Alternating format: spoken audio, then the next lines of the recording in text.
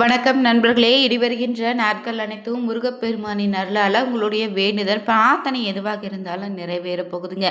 ஏன்னா இந்த அறுபடை வீடுகளில் ரொம்பவே பிரசித்தி பெற்ற ஒரு கோவில்னா அது பழனி ஆண்டவர் கோவில். இந்த பழனி ஆண்டவர் கோவிலுக்கு அருகே இருக்கக்கூடிய ஒரு ஊர் தாங்க கணக்கன்பட்டி. முருகனின் அருளால் பார்த்தீங்கன்னா இவர் வாழ்ந்த காலத்தில் பல்வேறு மாற்றங்களும் அதிசயங்களும் நிகழ்த்தியிருக்காரு பலருடைய வாழ்க்கையிலங்க. இவருடைய வாக்கு பார்த்தீங்கன்னா பலருக்கும் மிகப்பெரிய மாற்றத்தை ஏற்படுத்தி அப்போது பார்த்தீங்கன்னா இந்த சித்தருடைய ஜீவ சமாதியில் பார்த்தீங்கன்னா தினந்தோறும் ஆயிரக்கணக்கான பக்தர்கள் பார்த்தீங்கன்னா கலந்து கொண்டு செல்றாங்க. இங்கு தினந்தோறும் காலை 7 மணிக்கு சிறப்பான பூஜைகள் நடத்தப்படுதுங்க. அதே போல பார்த்தீங்கன்னா பௌர்ணமி அமாவாசை நாட்களில் பார்த்தீங்கன்னா இங்கு சித்தரை தரிசிக்க வரக்கூடிய பக்தர்களின் எண்ணிக்கை ரொம்பவே அதிகம். அதன்படி பார்த்தீங்கன்னா பங்குனி மாத அமாவாசை என்று கணக்கன்பட்டி சித்தருடைய ஜீவ சமாதியில நடந்த ஒரு அதிசயம் என்னன்னு தெரிஞ்சுக்கலாங்க. மேலும் பார்த்தீங்கன்னா கணக்கன்பட்டி சித்தரை பற்றி சில சுவாரஸ்யமான பதிவுகளை தெரிஞ்சுக்கொள்ள வீடியோவை கடைசி வரைக்கும் ஸ்கிப் பண்ணாம பாருங்க. மேலும் நீங்க புதியவராக இருந்தீங்கன்னா மறக்காம சேனலை சப்ஸ்கிரைப் பண்ணிட்டு கூடவே இருக்க பெல் பட்டனை கிளிக் பண்ணிக்கோங்க. தனிப்பட்ட முறையில் உங்கள் ஜாதக ரீதியாக இருக்கக்கூடிய பிரச்சனைக்கு சரியான ஒரு பரிகாரத்தை பெற்றுக்கொள்ள வீடியோவில் டிஸ்கிரிப்ஷனில் ஃபோன் நம்பர் கொடுத்துருக்கோம். அந்த நம்பருக்கு நீங்கள் கால் பண்ணி தெரிஞ்சுக்கலாம். வாங்க நண்பர்களே வீடியோக்குள்ளே போகலாம். தமிழ்நாட்டில் பார்த்தீங்கன்னா முருகனினுடைய பக்தர்கள் பல பேர் இருப்பீங்கள்ல. அப்படி முருகப்பெருமானுக்கு அறுபடை வீடுகளில் ரொம்பவே பிரசித்தி பெற்ற ஒரு கோவில் தாங்க பழனி முருகன் கோவில்.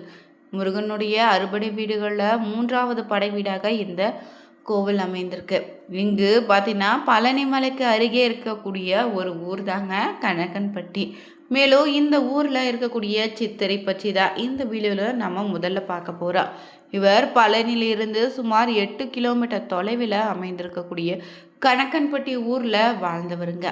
இந்த கணக்கன்பட்டியில் வாழ்ந்த சித்தரை பற்றி பார்த்திங்கன்னா இவருடைய இயற்பெயர் பார்த்திங்கன்னா பழனிசாமிங்க.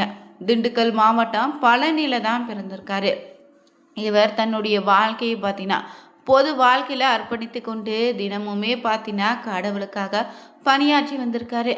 இவருடைய உடல் முழுவதுமே எப்போதும் பார்த்திங்கன்னா பச்சை நிறம் கொண்ட சட்டையும் அழுக்கான வேட்டியும் மட்டும்தான் இவர் அணிந்திருப்பாரா.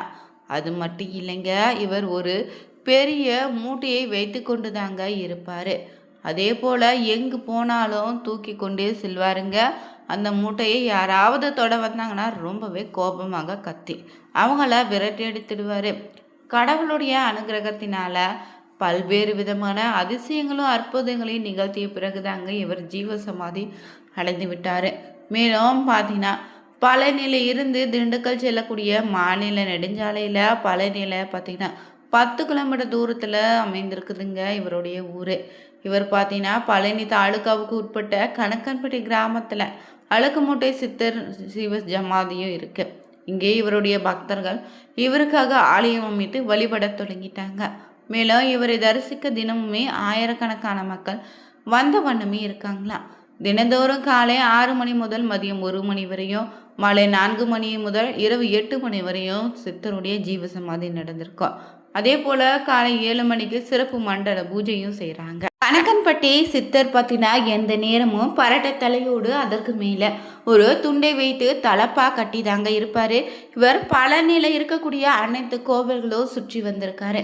ஆரம்பத்தில் இவரை கண்ட ஊர் பொதுமக்களுமே பார்த்தீங்கன்னா இவர் ஒரு பைத்தியன்னு கல்லால் அடித்து விரட்டி தான் இருந்திருக்காங்க.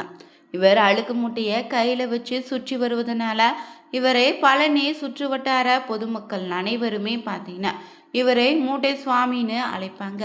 பழனியில் 2 பெரிய மலைகள் இருக்குதுல்ல, அதில் ஒன்று பழனி முருகன் கோவில், மற்றொன்று பார்த்தீங்கன்னா இடுமன் கோவில் தாங்க. இவர் இந்த இடுமன் கோவிலில் தான் பல வருடங்கள் வாழ்ந்து வந்திருக்காரு.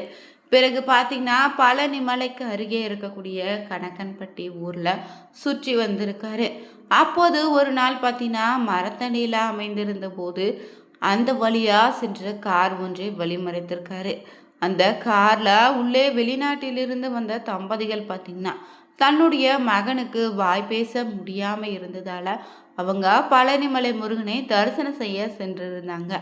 அவங்களே தான் இந்த கணக்கன்பட்டி சித்தர் காரில் இருந்து இறங்க சொல்லியிருக்காரு. அந்த தம்பதியர்களுக்கு என்ன செய்வதுன்னே தெரியாமல் இருந்தாங்க. பிறகு பார்த்தீங்கன்னா கார்ல இருந்து இறங்கி வந்த பெண்மணியிடம் கணக்கன்பட்டி சித்தர் பார்த்தீங்கன்னா எதிரில் இருக்கக்கூடிய பார்த்தீங்கன்னா பிரியாணி கடைக்கிட்டு போய் பிரியாணி வாங்கிட்டு வான்னு சொல்லியிருக்காங்க. இந்த பெண்மணிக்கு வேறு வழி இல்லைங்க. ரோட்டுக்கு எதிரே இருக்கக்கூடிய ஒரு கடையில் போய் பிரியாணி வாங்கி கொண்டு வந்தா. இதில் என்ன ஒரு ஆச்சரியம்னு என்னன்னு பார்த்தீங்கன்னா, அந்த பெண்மணியும் அவங்க குடும்பத்தில் இருக்கக்கூடிய அனைவருமே ஒரு சுத்த சைவ குடும்பமாக இருந்திருக்கு. அந்த பெண்மணிக்கும் பார்த்தீங்கன்னா இந்த பிரியாணி சுவை பிடிக்காம மூக்கை பிடிச்சு கொண்டு பிரியாணி வாங்கி வந்தா. பிரியாணி வாங்கி வந்த பிறகு கணக்கன்பட்டி சித்தர் இந்த பிரியாணியை உன்னுடைய மகனுக்கு கொடுன்னு சொன்னாங்க. அந்த பெண்மணியும் தடுமாற்றத்தோடு பார்த்தீங்கன்னா வாங்கி வந்த சாப்பாட்டை பிரித்து பார்த்தபோது ஒரு ஆச்சரியம் நடந்திருக்கு. அந்த பெண்மணி வாங்கி வந்தது பிரியாணி, ஆனால் அந்த பட்டணத்தில் இருந்தது சாம்பார் சாதங்க. இதனை பார்த்து ஆச்சரியம் அடைந்த அந்த பெண்மணியும் அவருடைய குடும்பத்தில் இருக்கக்கூடிய அனைவருமே கணக்கன்பட்டி சித்தருடைய காலில் விழுந்து வணங்கிட்டு பழனியை நோக்கி சென்றாங்க. அந்த குடும்பம் சென்று கொண்டிருந்த போது இவங்க நோக்கி எதிரே ஒரு லாரி வேகமாக வந்துச்சு. அதனை பார்த்த அந்த சிறுவனுமே பார்த்தீங்கன்னா அம்மா வண்டி வருதுன்னு கத்த தொடங்கிட்டான். இதுவரையுமே அந்த சிறுவன் பார்த்தீங்கன்னா வாய் பேசாமல் இருந்தது. இந்த பெண்மணி அந்த சிறுவனுடைய வாய் பேசுவதை கண்டு ரொம்பவே மகிழ்ச்சி அடைந்தாங்க. அவங்க முருகனை தரிசிக்காம மீண்டுமே திரும்பி வந்து அந்த கணக்கன்பட்டி சித்தரை வணங்கி சென்றாங்க. இதன் பிறகு தாங்க கணக்கன்பட்டி சித்தரை கண்ட பிறகு ஏராளமான நன்மைகள் நடந்ததுன்னு எண்ணற்ற மக்கள் சொல்லியிருக்காங்க. முதல்ல அடிக்கடி பார்த்தீங்கன்னா பழனி இடும்பன் மலை அருகில் நடமாடி கொண்டிருந்திருக்காரு. திடீர்னு ஒரு நாள் இடும்பன் மலை அருகே பேச்சு மூச்சு இல்லாமல் கிடந்திருக்காருங்க இந்த கணக்கன்பட்டி சித்தர். அதனால் இவரை ஆஸ்பத்திரியில் கொண்டு போய் சேர்த்த போது அவர் இறந்து விட்டார்னு டாக்டர் சொல்லிட்டாங்க. அன்று மாலையே உயிர் தெளிந்து திரும்பி வந்திருக்காரு. அதே போல் பக்தர்களை எப்போதுமே திட்டினா அருள்வாக்கு சொல்லியிருக்காருங்க. அது சூட்சமமான வார்த்தையாக இருக்குன்னு நம்ம நேரடியாக அர்த்தம் எடுத்து கொள்ள முடியாதுங்க. அவர் எப்போதுமே தோளில் ஒரு அழுக்கு மூட்டையோடு அலைவார். இதனால தான் இவர் அழுக்கு மூட்டை சித்தர்னு சொல்வாங்கன்னு கூட யாரும் தொடவிட மாட்டாருங்க. இப்படிதாங்க பல்வேறு சூட்சமமான வார்த்தைகளால் பல்வேறு மக்களுடைய வாழ்க்கையில் மிகப்பெரிய மாற்றங்களை ஏற்படுத்திட்டாரு. மேலும் இவருடைய ஜீவ சமாதிக்கு பார்த்தீங்கன்னா நடிகர்கள் மட்டும் இல்லைங்க, உயர் அதிகாரிகள்னு பலதரப்பட்டரோ பார்த்தீங்கன்னா இவரை நம்பிக்கையாக வந்து வழிபட்டு செல்கிறாங்க. பொதுவாகவே இங்கு ஒரு நல்ல அதிர்வலையை நீங்கள் உணரலாங்க. மேலும் இவர் புனர்பூச நட்சத்திர அன்று ஜீவ சமாதி அடைந்ததால் கணக்கன்பட்டி பகுதியில் நீர் வசதி அவ்வளவாக இல்லை. சித்தர் கட்டிய இடத்துல தோண்டிய பிறகு பார்த்தீங்கன்னா வற்றாத ஒரு ஜீவக்கிணறு இன்று இருக்குதுங்க. இப்போது பார்த்தாலும் மற்ற இடங்களுக்கு அந்த கோயிலை சுற்றி உள்ள இடங்களுக்கு உள்ள வளமையை நீங்கள் உணர முடியும். நன்கு பசுமையான மரங்களும் செடிகளும் தாவரங்களும் வளர்ந்துட்டுருக்கு. இங்கு கேட்டது கிடைக்கும்னு எல்லோருக்கும் நம்புகிறாங்க. அதன்படி நடந்ததாகவும் பலரும் சொல்லிட்டு தாங்க இருக்காங்க. இந்த சித்தருடைய ஜீவ சமாதி அடைந்த புனர்பூச நட்சத்திரம் அன்று சிறப்பு பூஜைகளும் நடத்தப்படுதுங்க. மேலும் இங்கு வருபவங்களுக்கு நாள் முழுவதுமே பார்த்தீங்கன்னா அன்னதானம் சிறப்பாக நடைபெற்று தாங்க வருது. பழனி பேருந்து நிலையத்திலிருந்து கோவிலுக்கு பார்த்தீங்கன்னா நேரடியாக பஸ் வசதியும் உண்டுங்க. பழனி அருகே இருக்கக்கூடிய இந்த கணக்கன்பட்டியில் அமைந்துள்ள ரொம்பவே சக்தி வாய்ந்த தலம் தாங்க அழுக்கு மூட்டை சித்தருடைய ஜீவ சமாதி கோவில். சர்க்குரு காளிமுத்து பழனிசாமி சித்தர் தாங்க இவர். அமாவாசை பௌர்ணமி நாட்களில் சிறப்பு பூஜைகள் நடத்தப்படுதுங்க. மேலும் தினசரி அன்னதானமும் கொடுக்கப்படுது. மன அமைதிக்காகவும் வேண்டுதல்கள் நிறைவேறுவதால் பக்தர்கள் அதிக எண்ணிக்கையில் வந்து வண்ணமே இருக்காங்க. கோயில் பார்த்தீங்கன்னா ரொம்ப சிறப்பு என்னென்னா அன்னதானம் தினமும் இடைவிடாது பார்த்தீங்கன்னா இந்த கோவிலில் நடத்த வராங்க. அமாவாசை பௌர்ணமி தினங்களில் சிறப்பு பூஜைகளும் வழிபாடுகளும் மேற்கொள்ளப்படுது.